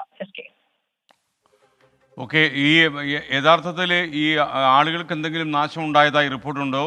എന്തൊക്കെ ദുരിതങ്ങളുടെ റിപ്പോർട്ടാണ് ഇപ്പോൾ വരുന്നത്? SKN, നമുക്കിപ്പോൾ ഇതുവരെ ലഭ്യമായിരിക്കുന്നത് ഈ ഉത്തരേന്ത്യൻ സംസ്ഥാനങ്ങളിലൊക്കെ തന്നെ മഴ കനക്കുകയാണ്. ഡൽഹിയിലടക്കം അല്പസമയം മുൻപ് വരെ മഴയുണ്ടായിരുന്നു. ഡൽഹിയിൽ ഈ മഴക്കെടുതികൾ റിപ്പോർട്ട് ചെയ്തിട്ടുണ്ട്. 7 മരണമാണ് ഇതിനോടകം ഡൽഹിയിൽ റിപ്പോർട്ട് ചെയ്തിരിക്കുന്നത്. ഇതിൽ 6 പേർ, അതായത് 2 കെട്ടിടങ്ങൾ തകർന്ന ഈ മഴക്കെടുതിയിൽ 2 കെട്ടിടങ്ങൾ തകർന്നത് മൂലമാണ് 6 പേർ മരണപ്പെട്ടത്. അതിൽ 3 കുഞ്ഞുങ്ങൾ ഉൾപ്പെടെയുണ്ട്. ഒപ്പം തന്നെ ഈ വെള്ളക്കെട്ടിൽപ്പെട്ട് ഒരാൾ കൂടി ഡൽഹിയിൽ മരണപ്പെട്ടിട്ടുണ്ട്. മറ്റ് സംസ്ഥാനങ്ങളിലേക്ക് നോക്കുകയാണെങ്കിൽ ഹിമാചലിലൊക്കെ തന്നെ മഴ കൂടുതൽ ശക്തമാകുന്നുണ്ടായിരുന്നു. ഷിംലയിൽ മണ്ണിടിച്ചിലുണ്ടായിട്ടുണ്ട്. ഒപ്പം തന്നെ മറ്റ് സംസ്ഥാനങ്ങളിലും മഴ കൂടുതൽ കനക്കുന്നുണ്ട്. അവിടെ നിന്ന് ഇത്തരത്തിലേക്കുള്ള റിപ്പോർട്ടുകളൊന്നും ഇല്ല എങ്കിൽ പോലും മഴ കൂടുതൽ ശക്തമാകുന്നു. അവിടെ നഗരമേഖലകളിലേക്കൊക്കെ തന്നെ വെള്ളക്കെട്ടുണ്ടെന്നും നമുക്ക് അറിയാൻ കഴിയുന്നുണ്ട്. പക്ഷേ ഇപ്പോൾ ഒരു മിന്നൽ പ്രളയം എന്ന തരത്തിലേക്ക് ഹരിദ്വാറിലാണ് കാര്യങ്ങൾ എത്തിയിരിക്കുന്നത്. ഓക്കെ, താങ്ക് യു വിനീത വിജി. ഇപ്പോൾ ഒരു പ്രേക്ഷകൻ എഴുതുന്നു, ഈ കളി നടക്കുന്ന സൗത്ത് ആഫ്രിക്കയിലല്ല. സന്ദീപ് KM പറയുന്നു വെസ്റ്റ് ഇൻഡീസിലാണ്. ശരിക്കും വെസ്റ്റ് ഇൻഡീസിലെ ബാർബഡോസിലാണ്. സന്ദീപ് പറഞ്ഞതാണ് ശരി, തെറ്റുപറ്റിയതിൽ ഖേദിക്കുന്നു. എന്താ ചെയ്യുക, ചില ആളുകളൊക്കെ ഒന്നും ഒരു ഗൗരവത്തോടെ ഇതിനെ സമീപിക്കാതെ കോപ്പികൾ എഴുതി വിടുകയാണെങ്കിൽ ഇതും സംഭവിക്കും, ഇതിൻ്റെ അപ്പുറവും സംഭവിക്കും. സന്ദീപ്, അപ്പോൾ പ്രിയപ്പെട്ട പ്രേക്ഷകരെ, വീണ്ടും നമ്മൾ ലോകകപ്പിലേക്ക് പോവുകയാണ്. 2020 ലോകകപ്പിൻ്റെ ആവേശം മുഴുവൻ പ്രേക്ഷകരിലേക്ക് ഒപ്പിയെടുക്കാൻ ചില സൂചനകളുമായി നമ്മൾ വരും. ഇനി നമുക്കൊരു ഇടവേള പോകണം, ബ്രേക്ക്. പലപ്പോഴും നമ്മൾ കേൾക്കുന്ന വാർത്തയാണ് ഏതെങ്കിലും ക്രൂരമായ നീചകൃത്യം ചെയ്ത് കുറ്റം ചെയ്ത് ജയിലിൽ പോയ ആൾ ജാമ്യത്തിലിറങ്ങി വീണ്ടും അതേ കുറ്റം അല്ലെങ്കിൽ അതിനേക്കാളും തീവ്രമായൊരു കുറ്റം ആവർത്തിക്കുന്നു എന്നത്. അതേപോലൊരു സംഭവമാണ് അടൂരിൽ നിന്ന് വരുന്നത്. അമ്മയെ കൊന്ന കേസിൽ ജയിലിലായിരുന്നു ഒരാൾ. അയാൾ പരോളിലിറങ്ങി സഹോദരനെ കൊലപ്പെടുത്തി. പരോൾ കൊടുത്ത ആളുകൾക്ക് സന്തോഷിക്കാം. എന്തായാലും പത്തനംതിട്ട അടൂർ പന്നിവിഴ സ്വദേശി സതീഷ് കുമാറാണ് കൊല്ലപ്പെട്ട സഹോദരൻ. പ്രതി മോഹൻ ഉണ്ണിത്താനെ ഇപ്പോൾ പോലീസ് അറസ്റ്റ് ചെയ്തിട്ടുണ്ട്. പത്തനംതിട്ടയിൽ നിന്ന് ശ്രീജിത്ത് ശ്രീകുമാരൻ തത്സമയം ചേരുന്നു. എന്താണ് ശ്രീജിത്ത് ഈ പത്തനംതിട്ടയിലെ അടൂരിൽ സംഭവിച്ചുകൊണ്ടിരിക്കുന്നത്? കഴിഞ്ഞ 2 ആഴ്ച മുൻപ് ഈ കൊല്ലപ്പെട്ട സഹോദരൻ സതീഷ് കുമാർ തന്നെയാണ് സ്വന്തം ചേട്ടൻ മോഹനൻ ഉണ്ണിത്താനെ തിരുവനന്തപുരത്ത് തുറന്ന ജയിലിൽ നിന്ന് പരോളിൽ ഇറക്കിയത്. 17 വർഷമായി തിരുവനന്തപുരത്തെ തുറന്ന ജയിലിലാണ് മോഹൻ ഉണ്ണിത്താൻ കഴിയുന്നത്. അത് അമ്മയെ കൊന്ന കേസിലാണ്. അമ്മയുമായി തർക്കത്തിൽ തുടർന്ന് അമ്മയെ മോഹൻ ഉണ്ണിത്താൻ കൊലപ്പെടുത്തുകയായിരുന്നു. എന്തായാലും അതിനുശേഷം ജീവപര്യന്തം തടവനുഭവിച്ച് അവിടെ കിടക്കുകയായിരുന്നു. ആ സമയത്താണ് ഇത്തരത്തിൽ ഒരു പരോൾ ലഭിക്കുന്നതും വീട്ടിലേക്ക് വരുന്നതും. ഇന്ന് വൈകുന്നേരം 5 മണിയോടുകൂടി മദ്യപിച്ച് മോഹൻ ഉണ്ണിത്താൻ വീട്ടിലേക്ക് വന്നു. സതീഷ് കുമാർ വീട്ടിൽ മദ്യപിച്ച് വരാൻ പാടില്ല എന്ന് പറഞ്ഞ് വിലക്കി. സ്വാഭാവികമായി അതിനുശേഷം അങ്ങോട്ടും ഇങ്ങോട്ടും വാക്തർക്കമുണ്ടായി. എന്തായാലും വീട്ടിന് പുറത്ത് വെച്ചിരുന്ന ഒരു ഉലക്ക എടുത്തു കൊണ്ടുവന്ന് സഹോദരൻ സതീഷ് കുമാറിന്റെ തലയ്ക്ക് മോഹനൻ ഉണ്ണിത്താൻ അടിക്കുകയായിരുന്നു. പൂർണ്ണമായി മദ്യലഹരിയിലായിരുന്നു പ്രതി എന്നാണ് പോലീസ് പറയുന്നത്. തൽക്ഷണം തന്നെ ഈ മോഹനൻ ഉണ്ണിത്താൻ മരിച്ചു. എന്നാലും പോലീസ് എത്തി ഇയാളെ കസ്റ്റഡിയിലെടുത്ത് അടൂർ പോലീസ് സ്റ്റേഷനിലേക്ക് കൊണ്ടുപോയിട്ടുണ്ട്. മറ്റ് അറസ്റ്റ് രേഖപ്പെടുത്തിയ ശേഷം കോടതിയിൽ ഹാജരാക്കുമെന്നാണ് പോലീസ് ഇപ്പോൾ അറിയിച്ചിട്ടുള്ളത്. എന്തായാലും നമുക്ക് നിയമം അനുശാസിക്കുന്ന പരോളും ജാമ്യമൊന്നും കൊടുക്കരുതെന്ന് നമുക്ക് പറയാൻ കഴിയില്ല. എന്നിരുന്നാലും ഈ ഇത്തരം നീചകൃത്യങ്ങൾ ഏർപ്പെടാൻ തക്ക മാനസികാവസ്ഥയുള്ള ആളുകളെ എന്ത് ചെയ്യണം എന്ന കാര്യം തീർച്ചയായിട്ടും പുതിയ കാലത്ത് നമ്മൾ ആലോചിക്കണം. അമ്മയെ കൊലപ്പെടുത്തിയവനാണ്, അവൻ എന്തും ചെയ്യാൻ തയ്യാറാകും. അപ്പോൾ അമ്മയെ കൊലപ്പെടുത്തിയവന് പരോള് കിട്ടിയപ്പം അവൻ അടുത്ത വെട്ടിയത് സഹോദരനെയാണ്. എന്തായാലും വളരെ വളരെ സങ്കടകരമായ ഒരു കാര്യമാണ് അടൂരിൽ നിന്ന് വന്നിരിക്കുന്നത്. ഇനി നമുക്ക് ഒരു കുറ്റകൃത്യങ്ങളുടെ വാർത്താലോകത്തേക്കാണ് നമ്മൾ പോകുന്നത്. Case diary.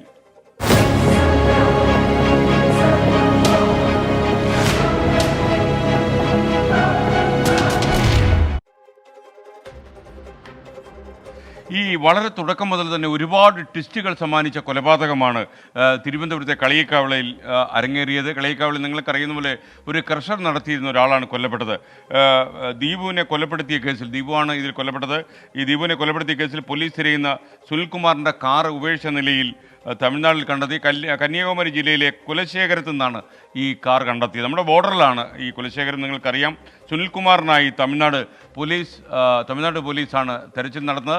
ആ തെരച്ചിൽ ഇപ്പോൾ ഊർജിതമാക്കിയെന്നാണ് നമുക്കറിയാൻ കഴിയുന്നത്.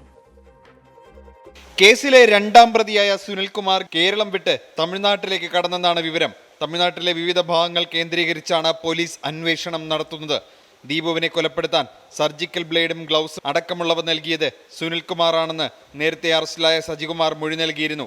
ഇയാൾക്ക് കേരളത്തിലും തമിഴ്നാട്ടിലും ബന്ധങ്ങളുണ്ട്. സജികുമാർ പിടിയിലായതിന് തൊട്ടു പിന്നാലെ മൊബൈൽ ഫോൺ വീട്ടിലുപേക്ഷിച്ച് രക്ഷപ്പെട്ട ഇയാൾക്കായി അന്വേഷണ വിഭാഗം 4 സംഘങ്ങളായി തിരിഞ്ഞാണ് തെരച്ചിൽ നടത്തുന്നത്. അതേസമയം അന്വേഷണത്തിന്റെ ഭാഗമായി സുനിൽകുമാറുമായി അടുത്ത ബന്ധമുള്ള 3 പേരെ കഴിഞ്ഞ ദിവസം പോലീസ് കസ്റ്റഡിയിലെടുത്തിരുന്നു.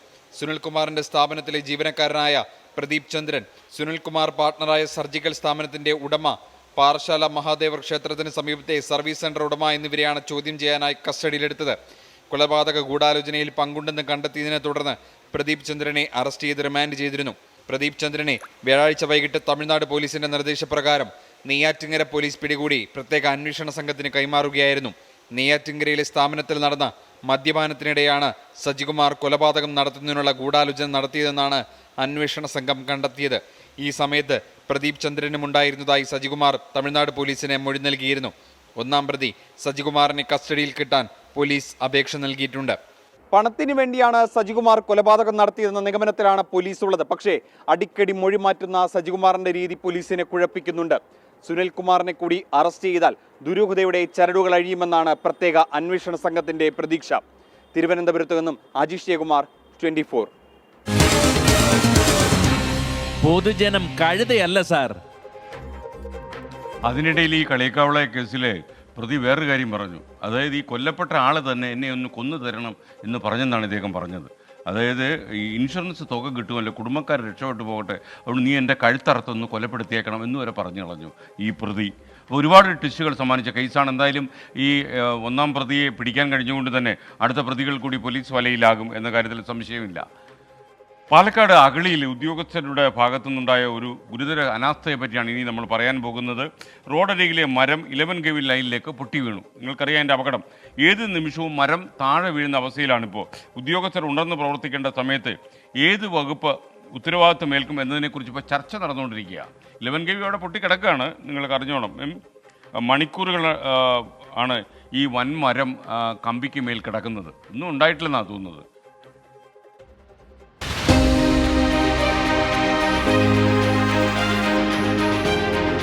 വർഷങ്ങളായി ആളുകൾക്ക് തണലൊരുക്കി നൽകിയിരുന്ന ഒരു മരം ഒരാൾക്ക് പോലും പോറലേൽക്കാതെയാണ് പൊട്ടിവീണത്. പക്ഷെ ആ മരത്തിനുണ്ടായ യുക്തി പോലും അവിടെ ഉണ്ടായ മനുഷ്യർക്കുണ്ടായില്ലെന്നാണ് ഇപ്പോഴത്തെ സംഭവങ്ങൾ തെളിയിക്കുന്നത്. അട്ടപ്പാടി അഗളി അയ്യപ്പക്ഷേത്ര പരിസരത്തുള്ള ആൽമരമാണ് ഒടിഞ്ഞു വീണ് KSEBയുടെ 11 കെവി ലൈനിൽ തൂങ്ങി നിന്നത്. മരം ലൈനിൽ തൂങ്ങി നിൽക്കാൻ തുടങ്ങി മണിക്കൂറുകളായിട്ടും ആരും ഇടപെടൽ നടത്തിയില്ല. ആര് ഉത്തരവാദിത്വം ഏൽക്കണമെന്ന ചർച്ചയാണ് നടപടി വൈകിപ്പിച്ചത്. KSEB ആണോ PWD ആണോ റവന്യൂ വകുപ്പാണോ മരം മുറിക്കേണ്ടത് എന്നായിരുന്നു ഉദ്യോഗസ്ഥരുടെ സംശയം. അങ്ങനെ സമയം കടന്നുപോയിക്കൊണ്ടേയിരുന്നു. ആളുകളുടെ ആശങ്കയും. ഒരുപക്ഷെ മരം ലൈൻ പൊട്ടി താഴെ വീണിരുന്നെങ്കിൽ വലിയ അപകടങ്ങളുണ്ടായേനെ. പിന്നീട് നാട്ടുകാരുടെ പഴിക്ക് പിന്നാലെ മണിക്കൂറുകൾക്ക് ശേഷം KSEBയും PWDയും ചേർന്ന് മരം മുറിച്ചു മാറ്റി. എന്തിന് യാത്രക്കാരുടെ ജീവൻ തുലാസിലാക്കി ഈ നടപടി ഇത്രയും വൈകിപ്പിച്ചു എന്നാണ് നാട്ടുകാരുടെ ചോദ്യം. രാജീവ് സുദേവനൊപ്പം പാലക്കാട് നിന്ന് നിഖിൽ പ്രമേഷ്, 24. പൊതുജനം കഴുതയല്ല sir. Thank you Nikhil Pramesh. ഇനി നമുക്കൊരു ഇടവേള പോകണം. ഇടവേള കഴിഞ്ഞ് വേഗം മടങ്ങിയെത്താം. മറ്റു ചില വാർത്തകൾ കൂടി നമുക്ക് എടുക്കേണ്ടതായുണ്ട്. നിങ്ങൾക്കറിയുന്നത് പോലെ ലോകകപ്പിൻ്റെ വിശേഷങ്ങളും നമുക്ക് ഉൾപ്പെടുത്താം. ബ്രേക്ക്. എറണാകുളം കുന്നുകര പഞ്ചായത്തിലെ കുടുംബങ്ങളുടെ ദുരവസ്ഥയെ പറ്റിയാണ് ഞാൻ ഇനി പറയാൻ പോകുന്നത്. ലൈവ് പദ്ധതിയുടെ ഭാഗമായി ലഭിച്ച വീടുകളിൽ താമസിക്കാൻ കഴിയാത്ത അവസ്ഥയിലാണ് 52 കുടുംബങ്ങൾ.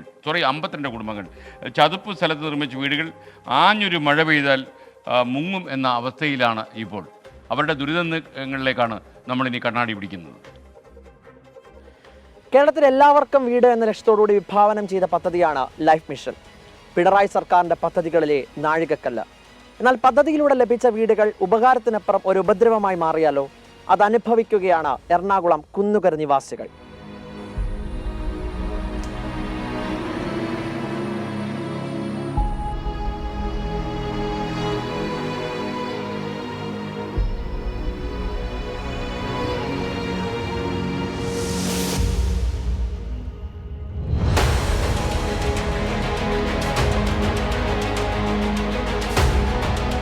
എറണാകുളം കുന്നുകര പഞ്ചായത്തിലെ 2022-23 വർഷത്തെ ലൈഫ് മിഷൻ പദ്ധതിയിൽ ഉൾപ്പെടുത്തിയാണ് വീടുകൾ നിർമ്മിച്ചത്. 52 കുടുംബങ്ങൾക്കാണ് വീടുകൾ ലഭിച്ചത്. എന്നാൽ ആ വീടുകൾ ഇപ്പോൾ വാസയോഗ്യമല്ലാത്ത അവസ്ഥയിലാണ്.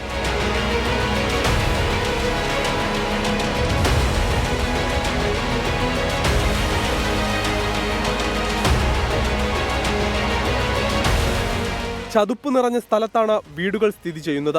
മഴ പെയ്താൽ മുറ്റം ചെളി കൊണ്ട് നിറയും. സെപ്റ്റിക് ടാങ്കുകൾ അശാസ്ത്രീയമായി നിർമ്മിച്ചിരിക്കുന്നു. കോൺക്രീറ്റ് മേൽക്കൂരകൾ തകർന്ന് വെള്ളമൊലിക്കുന്നു.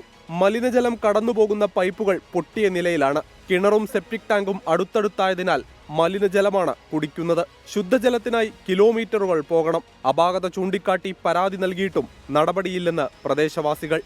നിർമ്മാണത്തിലെ അപാകത ഉൾപ്പെടെയുള്ള കാര്യങ്ങൾ നിർമ്മാണത്തിലിരിക്കെ അതിൻ്റെ ഗുരുതരമായിട്ടുള്ള ക്രമക്കേടുകൾ ചൂണ്ടിക്കാണിച്ച് ഇവിടെ ഞങ്ങൾ കുറച്ച് പൊതുപ്രവർത്തകർ ഉൾപ്പെടെ ഇതിൻ്റെ പുറത്തേക്ക് വന്നിട്ടുള്ളതാണ്.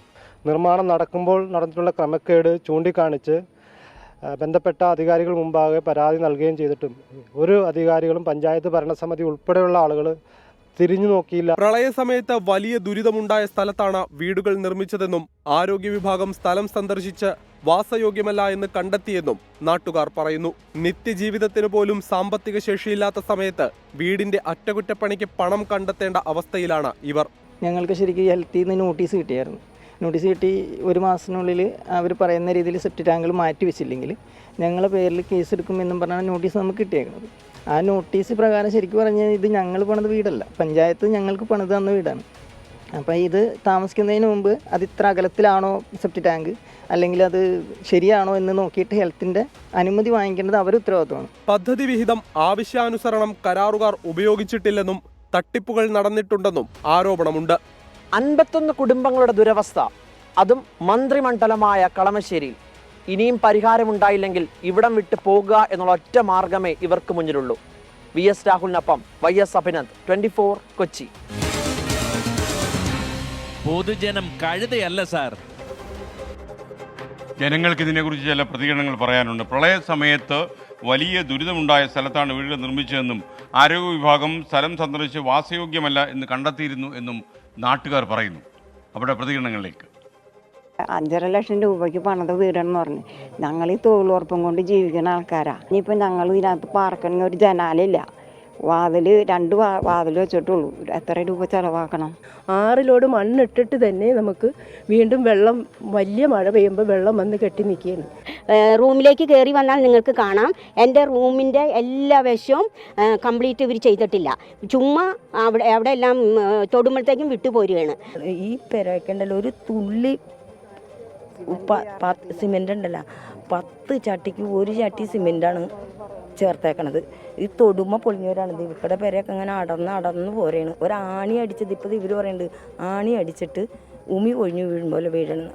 ഈ സ്ലാബ് വർത്തേക്കണതിൻ്റെ അടിയിൽ ഞാൻ മെമ്പറെ കാണിച്ചു കൊടുത്തപ്പോൾ ഞങ്ങളുടെ മെമ്പറെ കാണിച്ചു കൊടുത്ത് പറഞ്ഞു അതിൽ താങ്ങ് കൊടുത്തിട്ട് വേണം എന്തെങ്കിലും ചെയ്യണമെന്ന്. അതിന് 8000 രൂപ അയാൾ ചോദിച്ചു. എന്താ സെറ്റ് ടാങ്കല്ലേ അതിൻ്റെ കാര്യമാണ് പറയാനുള്ളത്. നമുക്ക് അത് പോയി കഴിഞ്ഞാൽ നമുക്ക് ഇരിക്കാൻ പറ്റുന്ന വീട്ടിൽ പറ്റുന്നില്ല, അത്ര സ്മെല്ല. പിന്നെ കിണറുമായിട്ട് യാതൊരു വ്യത്യാസവും ഇല്ലാതായിട്ടാണ് ഇരിക്കുന്നത്. അപ്പോൾ കിണറ്റിൽ വെള്ളം ഉപയോഗിക്കരുതെന്നാണ് ഇപ്പോൾ ആരോഗ്യ പ്രവർത്തകർ വന്ന് പറഞ്ഞത്. അതുകൊണ്ട് അതിനെന്തെങ്കിലും എനിക്ക് ചെയ്തു തരണം. 20,000 രൂപ മുടക്കി ഞാൻ വെള്ളമില്ലാണ്ട് കിണർ കുത്തി. ഇപ്പം അതിൽ അണുക്കളായിട്ട് കിടക്കുക. റോഡിൻ്റെ അറ്റത്ത് പോയ വെള്ളം കൊണ്ടുപോകുന്നത്. പിന്നെ കക്കൂസ അടുത്ത് തന്നെയാണ്. അപ്പം ഓരോ ആൾക്കാർ വന്ന് പറഞ്ഞാൽ വെള്ളം എടുക്കരുത്, അതിൽ അണുക്കളുണ്ട്, ഒന്നിനും എടുക്കാനില്ല. അപ്പോൾ ദൂരത്തിൽ പോയ വെള്ളം കൊണ്ടുപോകുന്നത്. മഴ വന്നു കഴിഞ്ഞിട്ടുണ്ടെങ്കിലേ ഇവിടെ സെപ്റ്റ് ടാങ്ക് പ്ലാസ്റ്റിക്കിൻ്റെ വെള്ളം വെച്ചിട്ടുണ്ട്. അപ്പോൾ അത് നേരെ മുകളിലേക്ക് പൊന്തിപ്പോരാണ്. അപ്പോൾ കോൺക്രീറ്റിനാണ് ശരിക്കും വെക്കേണ്ടത്, പ്ലാസ്റ്റിക്കിൻ്റെ ഒതുക്കിയിരിക്കുന്നത്. ഇപ്പോൾ ഒരു യൂട്യൂബ് സന്ദേശം ഇലക്ട്രിക്കൽ ആൻഡ് പ്ലംബിംഗ് വർക്കിൽ നിന്നാണ്. പത്തനാപുരം പുന്നല കറൂർ അലിമുക്ക് റോഡ് പൊളിച്ചിട്ടിട്ട് 8 മാസമായി. ജർമ്മൻ ടെക്നോളജി ഉപയോഗിക്കാൻ വേണ്ടിയാണ് റോഡ് പൊളിച്ചതെന്നാണ് പറയുന്നത്. ഇപ്പോൾ ആ കമ്പനി തന്നെ പിന്മാറിയ വർക്കിൽ നിന്ന് ഞങ്ങൾ വളരെ ദുരിതത്തിലായിരിക്കുന്നുവെന്ന് അലിമുക്കിൽ നിന്ന് ഒരു പ്രേക്ഷകൻ നമ്മെ അറിയിക്കുന്നു. അലിമുക്കിലെ റോഡിൻ്റെ കാര്യം ഉത്തരവാദപ്പെട്ട ആളുകളൊന്ന് അന്വേഷിക്കുക. ഇനി നമുക്ക് മറ്റൊരു സ്റ്റോറിയിലേക്കാണ്. അനാസ്ഥയുടെയും കെടുകാര്യസ്ഥതയുടെയും ഉദാഹരണമായി മാറുകയാണ് കോട്ടയം കുമരകത്തെ 4 ബങ്ക് ഹൗസ് ബോട്ട് ടെർമിനൽ. വിനോദസഞ്ചാര സാധ്യത കൂടി മുന്നിൽ കണ്ട് നിർമ്മാണം പൂർത്തീകരിച്ച ടെർമിനൽ വർഷങ്ങൾ കഴിഞ്ഞിട്ടും ഉപയോഗശൂന്യമായി കിടക്കുന്നുവെന്നാണ് പരാതി ഉയരുന്നത്. അശാസ്ത്രീയമായ നിർമ്മാണം കാരണം ഹൗസ് ബോട്ടുകൾക്ക് ടെർമിനലിൽ അടുക്കാൻ സാധിക്കാത്തതിനാൽ ഈ പദ്ധതി പരാജയപ്പെട്ടുപോയി എന്നാണ് പറയുന്നത്.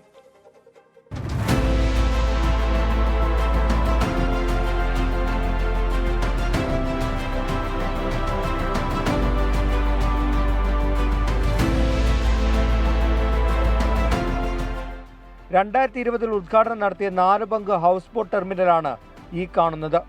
40 ഹൗസ് ബോട്ടുകൾ നിർത്തിയിടാൻ സാധിക്കും വിധമാണ് ടെർമിനൽ നിർമ്മിച്ചത്. കുമരകത്തിന്റെ സമീപ മേഖലകളിലേക്കും വിനോദസഞ്ചാരം വ്യാപിപ്പിക്കുക എന്ന ഉദ്ദേശത്തോടെയാണ് പദ്ധതി നടപ്പാക്കിയത്. ടൂറിസം വകുപ്പ് 3.8 കോടി രൂപ ഇതിനായി ചെലവഴിച്ചു. എന്നാൽ 4 വർഷം കഴിഞ്ഞിട്ടും ഇതുവരെ ഒരു ഹൗസ് ബോട്ട് പോലും ഇവിടേക്ക് എത്തിയില്ല. അശാസ്ത്രീയമായ നിർമ്മാണവും അനാസ്ഥയുമാണ് ഹൗസ് ബോട്ട് ടെർമിനൽ വിജയം കാണാതിരുന്നതിന് പിന്നിൽ. ഇതോടെ സാമൂഹ്യ വിരുദ്ധരുടെ താവളമായി മാറിയിരിക്കുകയാണ് ഈ ടെർമിനൽ. കഴിഞ്ഞ കാലങ്ങളെല്ലാം സാമൂഹ്യ വിരുദ്ധരുടെ ശല്യം ഇവിടെ ഉണ്ട്. പല സ്ഥലങ്ങളിൽ നിന്ന് വരുന്നവർ ഇവിടെ വന്ന് ഇതെല്ലാം ഈ ടൈലും അതുപോലെ തന്നെ ഈ കൈവരികളൊക്കെ നശിപ്പിക്കുകയും അത് പഞ്ചായത്ത് കഴിഞ്ഞ വർഷം 4 ലക്ഷം രൂപ വെച്ചുകൊണ്ട് അത് നന്നാക്കിയെടുത്തു. ശക്തമായ കാറ്റ് വീശുന്ന മേഖലയായതിനാൽ ഹൗസ് ബോട്ടുകൾ അടുപ്പിക്കാൻ സാധിക്കുന്നില്ല എന്നാണ് ബോട്ടുടമകൾ പറയുന്നത്. ഹൗസ് ബോട്ടുകൾ അടുക്കാതെ വന്നതോടെ വിനോദസഞ്ചാരികളും ഇവിടേക്ക് എത്താറില്ല. പാർക്ക്, ഭക്ഷണശാല ഉൾപ്പെടെ ബൃഹത്തായ ടൂറിസം പ്രോജക്റ്റുകളാണ് 4 ബങ്കിൽ ആസൂത്രണം ചെയ്തിരുന്നത്. സഞ്ചാരികൾ എത്തിയാൽ തന്നെ അവർക്ക് വേണ്ട അടിസ്ഥാന സൗകര്യങ്ങൾ പോലും ഇപ്പോൾ ഇവിടെയില്ല. ഹൗസ് ബോട്ട് ടെർമിനൽ സാധ്യമാകുന്നില്ലെങ്കിൽ കായൽ സൗന്ദര്യം ആസ്വദിക്കാൻ വിനോദസഞ്ചാരികൾക്കായി പദ്ധതി ടൂറിസം മേഖലയായി മാറ്റണമെന്ന ആവശ്യവും ഉയർന്നു വരുന്നുണ്ട്. കോട്ടയത്ത് നിന്ന് പ്രശാന്ത് എസ്കേക്കൊപ്പം ടോബി ജോൺസൺ, 24. പൊതുജനം കഴുതയല്ല സാർ.